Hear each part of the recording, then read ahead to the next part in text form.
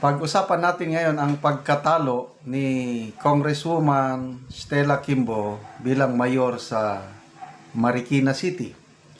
Meron siyang pag-aamin yung pagkatalo. At least, honest siya. Sabi niya, aaminin ko, masakit.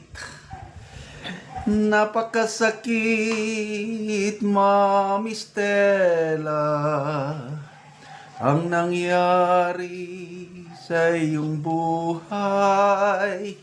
Napakasakit, Mami Stella, sabihin ko sa iyo kung ano ang gagawin.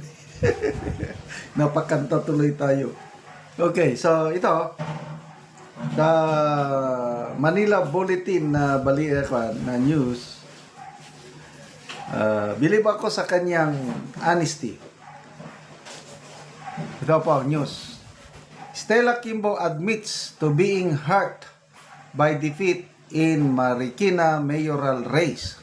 Published May 13 by Elzon Quismorio.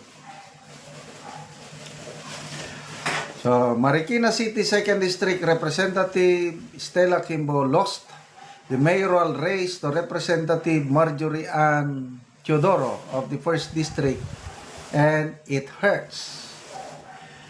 In her concession post on Facebook Tuesday afternoon, karon lang, May 13, Kimbo said that she humbly accepted the poll result despite it being an unexpected one. Hindi niya inaasahan na matatalo siya. Ang tinig, ito ang sabi niya, ang kanyang post sa Facebook. Ang tinig ng taong bayan ang siyang nangingibabaw. Hindi ito ang resulta na inaasahan natin at aaminin ko masakit. Pero buong kababaang loob naming tinatanggap ang pasya ng taong bayan, kalakip ang buong paggalang sa ating democratic process. Pinatakbo natin ang kampanyang ito ng may katotohanan, integridad, at pagmamahal sa Marikina. At kahit hindi ito ang inaasahan nating resulta, ang ating pinagsamahan, ang pag-asa, ang mga kwentuhan, ang kilusan para sa tunay na solusyon ay hindi mawawala o masasayang. Sabi niya, dinagdagan pa niya, sa lahat ng volunteers, staff at taga-suporta, maraming salamat. Taos puso rin ang pasasalamat ko sa bawat Marikenyong nagbukas ng pinto, tumanggap sa amin sa kanilang tahanan, nagbabahagi ng kwento at humamon sa amin na mas pagbutihin pa ang aming paglilingkod. Okay. Despite the solemn tone of her post, the 2nd District Congresswoman insisted that this wasn't the end. Wow! Palaban! Hindi ito ang katapusan. Sabi niya, may plano sa 2028 kung this wasn't the end. Ito. Hindi dito nagtatapos ang lahat. Ang malasakit ay hindi natatapos sa halalan.